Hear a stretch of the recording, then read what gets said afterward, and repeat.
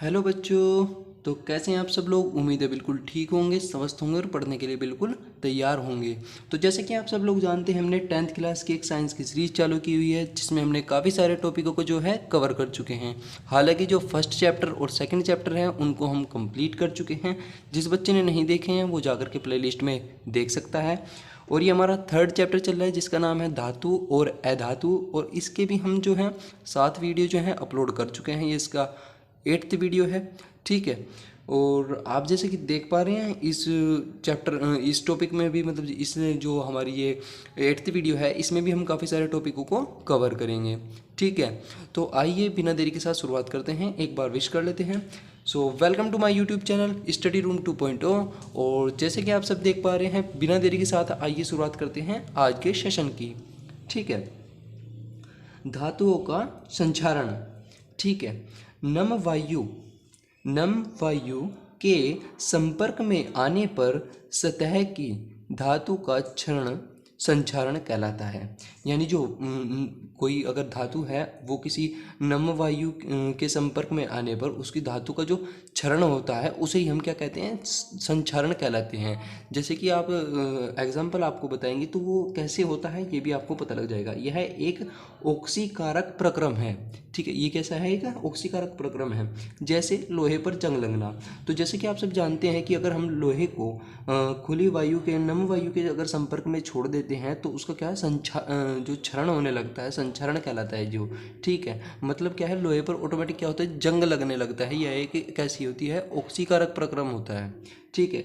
तो पहला उदाहरण क्या है, जैसे लोहे पर जंग लगना, चांदी का बदरंग होना, ठीक है। यानी जो अगर आप देखते हैं, अगर आप किसी सुनार की दुकान से अगर चांदी खरीदते हैं तो वो क्या करती है, बहुत ही अच्छा शाइन उससे आता है जब न्यू होती है, ठीक है। जैसे ही वो समय के साथ पुरानी होती जाती है तो क्या होता है कि उसकी जो चमक होती है वो थोड़ी मंद होने लगती है, ठीक है। तांबे तथा कांसे पर हरी परत का निर्माण आदि, यानी जो कांसा धातु होती है हमारी और तांबा होती है, उस पर क्या होता है, एक हरी हरे रंग की परत जमनी शुरू हो जाती है। इसे क्या कहते हैं, हम संक्षारण कहते हैं। और ये सभी क्या थे, संक्षारण के उदाहरण थे, ठीक है। ये हमने संक्षारण पर लिया किसे कहते हैं। अब संक्षारण से बचाव कैसे करेंगे, ठीक है। तो देखते हैं हम संक्षारण से बचाव। लोहे पर जंग लगने के लिए ऑक्सीजन तथा नमी दोनों आवश्यक है। आप देख पाते हैं कि जैसे कि आप लोहे को छोड़ते हैं तो उसके लिए नमी जो हमें पृथ्वी से मिलती है, धरती से मिलती है, नमी और ऑक्सीजन की दोनों की आवश्यकता होती है, जब जा कर के क्या होता है, लोहे पर जंग लगता है, ठीक है। तो लोहे पर जंग लगने के लिए ऑक्सीजन तथा नमी दोनों आवश्यक है। अतः धातु के संपर्क को वायु व नमी के संपर्क से अवरुद्ध करने पर, ठीक है, करके धातु को संक्षारण से बचाया जा सकता है। मतलब क्या है कि जो हमारी धातु है, या तो उसे नमी और वायु के जो संपर्क है वो काट दिया जाए, ठीक है ना। उसके अवरुद्ध होने पर क्या होगा, धातुओं का जो संक्षारण है वो बच सकता है, ठीक है। इसके लिए निम्नलिखित विधियाँ अपनाई जाती हैं। मतलब जो है इसके लिए निम्नलिखित विधि हैं, आप कोई सी भी विधि का उपयोग करके क्या कर सकते हैं, धातु का संचरण से बचा सकते हैं, ठीक है। जैसे कि पेंट करके, आप अगर लोहे पर पेंट कर दे तो उस पर जंग लगने की संभावना बहुत ही ज़्यादा कम हो जाती है, बिल्कुल ना के बराबर, ठीक है। तेल व ग्रीस लगाकर, ठीक है, तेल हो गया, ग्रीस हो गया, उनको लगाकर भी होता है। गैल्वेनीकरण द्वारा, ठीक है, क्रोमियम टीन या निकल की परत चढ़ाकर, इन धातु के अगर उनके ऊपर परत चढ़ा दे तो क्या होगा, उन पर जंग नहीं लगेगा, ठीक है, वो संचरण से बचे रहेंगे। ये क्या, एनोडीकरण या मिश्र धातु बनाकर, आप अगर मिश्र धातु बनाते हैं, अगर प्योर लोहा ना लेकर के उसमें कोई मिश्र धातु मिला करके उसका निर्माण करते हैं तो क्या होता है, वो संचरण से उसका बचाव किया जा सकता है, ठीक है।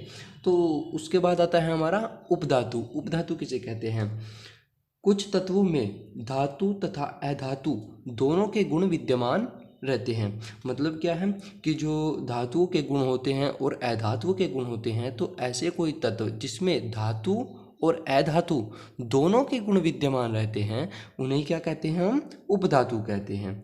उदाहरण कैसे हैं, एंटीमनी यानी Sb, ऑर्सेनिक यानी As आदि उपधातुएं हैं। ये क्या हैं, ये एक ऐसी उपधातुएं हैं जो क्या हैं, इनमें धातु और अधातु दोनों के गुण विद्यमान रहते हैं, ठीक है। उपधातुओं का सबसे छोटा समूह है, ठीक है। ये उपधातुओं का क्या है, एक सबसे छोटा समूह है ज्ञात उपधातुओं की संख्या केवल 8 है। अभी तक की जितनी भी उपधातुएं हमारे पास हैं उनकी संख्या कितनी है? 8 है। इनके ऑक्साइड उभयधर्मी प्रकृति के होते हैं। ठीक है, उभयधर्मी का मतलब मैं पिछली वीडियोस में जो है उभयधर्मी की बता चुका हूँ। उभयधर्मी किसे कहते हैं, यानी क्या होते हैं वो अम्ल और क्षार की दोनों की प्रक्रिया दिखाते हैं, उन्हें क्या कहते हैं? हम उभयधर्मी कहते हैं। ठीक है, आगे शायद लिखा हाँ, तो अर्थात ये ऑक्साइड अम्ल तथा क्षार दोनों से क्रिया करते हैं। ठीक है, यानी जो अम्ल से और क्षार से दोनों से अभिक्रिया करते हैं वे क्या कहलाते हैं? उभयधर्मी कहलाते हैं। ठीक है, तो जो उपधातुएं होती हैं हमारी वो अम्ल से भी और क्षार से भी दोनों से क्रिया कर सकते हैं। ठीक है, उसके बाद आ जाता है हमारा मिश्र धातु। जैसे कि आपको नाम से ही पता चल रहा है कि मिश्र धातु कैसी होती है? जिसमें मिश्रण किया गया हो किसी अन्य धातु का।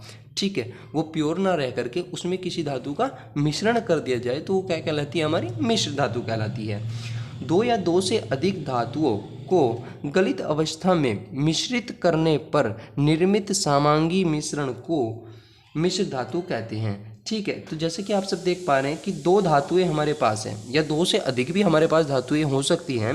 यदि हमारे पास दो धातुएं हैं या अधिक धातुएं हैं, उनकी जो गलित अवस्था होती है, द्रवित अवस्था होती है, उसमें मिलाने पर ठीक है एक समांगी मिश्रण बनता है। उस समांगी मिश्रण को ही हम क्या कहलाते हैं?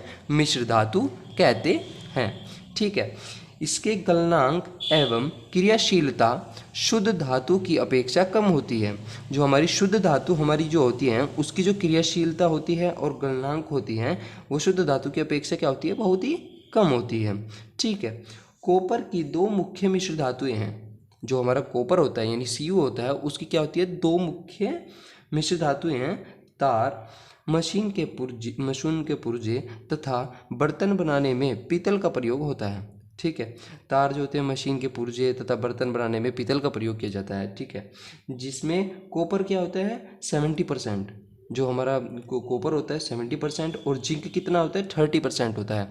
यानी क्या हो गया? इसमें 70% तो कॉपर हो गया और 30% हमारा क्या हो गया? जिंक हो गया। तो ये आपस में मिलकर क्या बनाते हैं? मिश्र धातु बन गया। ठीक है, और उसके बाद आता है कांसा।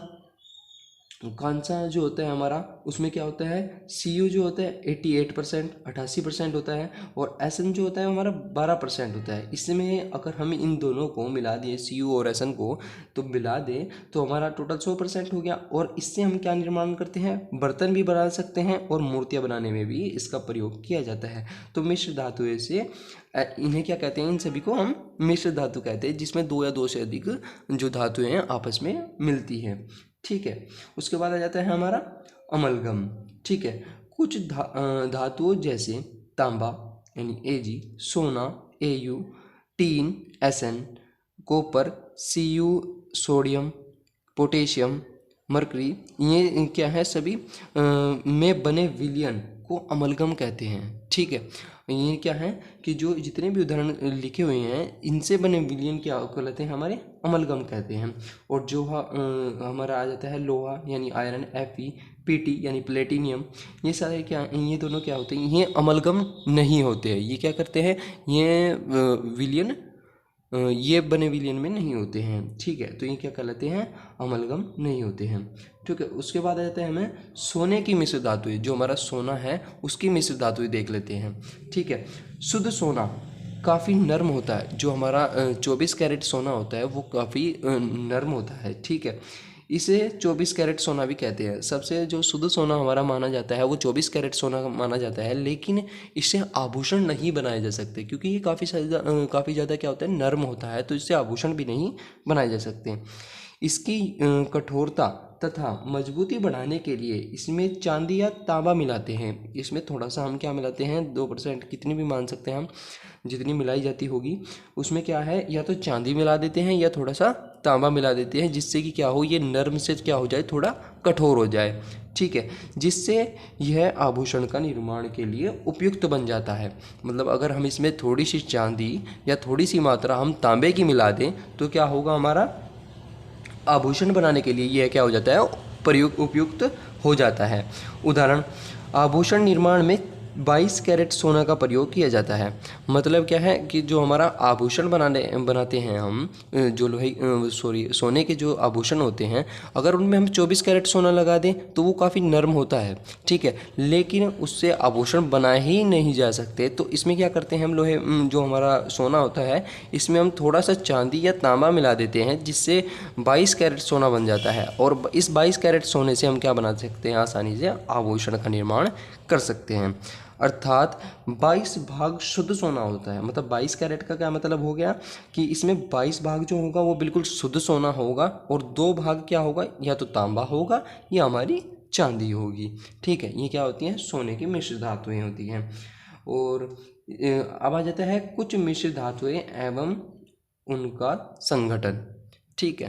तो आपकी स्क्रीन पे क्या है, एक चित्र आ रहा होगा जिसमें आप सब देख पा रहे हैं मिश्र धातुएं लिखी हुई हैं, उनका संगठन लिखा हुआ है, साथ ही उनका उपयोग भी आपके सामने लिखा हुआ है, ठीक है। जैसे कि मिश्र धातुएं हैं पीतल, Dutch metal, German silver, monel metal, constantan, कांसा, gun metal, bell metal, phosphor कांसा, मुद्रा धातु, कृत्रिम gold, deuterium, electron, stainless steel, टांका, ठीक है। ये सभी क्या है, हमारी मिश्र धातुएं हैं। इनके सामने क्या है, जैसे पीतल है, पीतल में क्या होता है, सीयू क्या होता है, यानी कॉपर क्या होता है 70% होता है, साथ ही जेडन कितना होता है 30% होता है। ये क्या है, इनका मिश्रण करने का अनुपात दे रखा है कि हमने इस धातु को इतना % इसमें मिला रखा है, जब जाके हमारा पीतल बनता है, ठीक है। उसके साथ जो पीतल का उपयोग है वो किस किस के लिए बनाया जाता है, तार, मशीनों के पुर्जे बनाने में, बर्तन बनाने में इसका उपयोग किया जाता है। ऐसे ही आपके सामने काफ़ी सारे उदाहरण, आपके सामने एक सारणी आ रही है, आप इसको कॉपी में नोट कर लीजिए, साथ ही साथ इसको पढ़ते रहिए। बहुत ही अच्छे है कि आपको पता लग जाएगा कि कौन सी धातु में, जो मिश्र धातु है उसमें कितनी % की हमारी कौन कौन सी धातु मिली होती हैं, साथ ही उनके उपयोग भी आपको पता लग जाएंगे, ठीक है। तो इसके जो आगे के टॉपिक हैं हम आने वाली इस वीडियोज़ में कवर करेंगे। तब तक के लिए आपको जो हमने नोट्स प्रोवाइड किए हुए हैं आप इनको पढ़ते रहिए, साथ ही साथ रिवीजन करते चलिए। अपने 12th की जो साइंस का जो सभी चैप्टर मैं पढ़ा चुका हूँ इसको आप रिवीजन करते चलिए, ठीक है। और अपना प्यार हमारे साथ बनाते रहिए, ठीक है। अगर आपको वीडियो अच्छी लगी हो, लाइक, कमेंट और शेयर करना ना भूलें। अगर चैनल पर नए हैं तो सब्सक्राइब करना ना भूलें, ठीक है। तब तक के लिए जय हिंद, जय भारत।